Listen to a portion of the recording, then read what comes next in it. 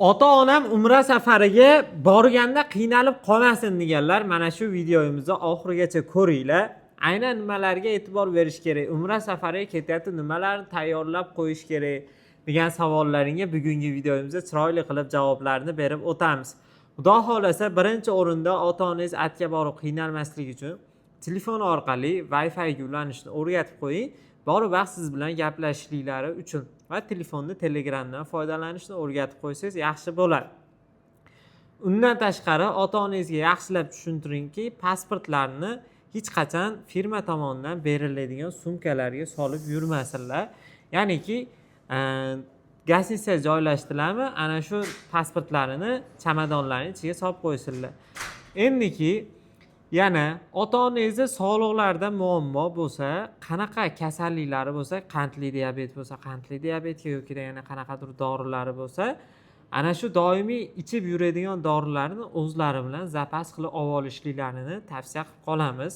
Xudo xolasa, undan tashqari yana Madina Munavvarada 2 mahal o'zbek milliy taomlar beriladi va Jidda reysidan uchganlar Jiddadan Madinaga 6 soat, Madinadan Makkaga 8 soatdan 10 soatgacha avtobusni tezligiga qarab yurishadi.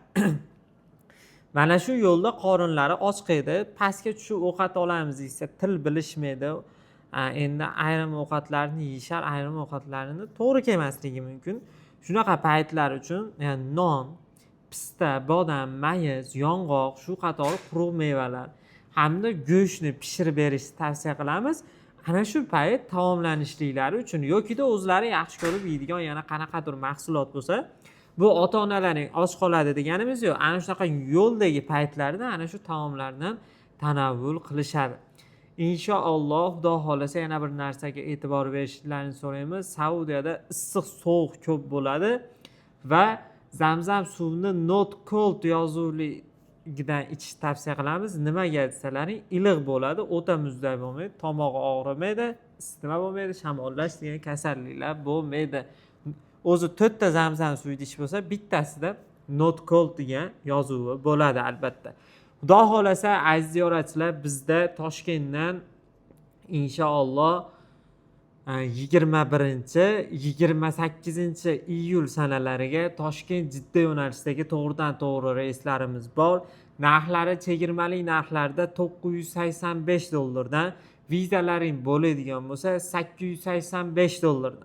Farg'onadan 22-29 iyul sanalariga Farg'ona Jidda Farg'ona yo'nalishidagi to'g'ridan to'g'ri reyslarimiz bor.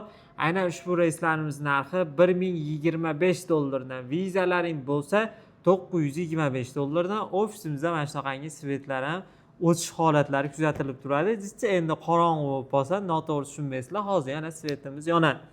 Sharoitlarimiz Madina Munavvarada 100-200 metr masofadagi gastnitsa, Makka Mukarramada 800 metr masofadagi Diyor Al-Uraba nomli gastnitsamiz. Mana gastnitsamiz yaqinligidan svetimiz ham yonib ketdi.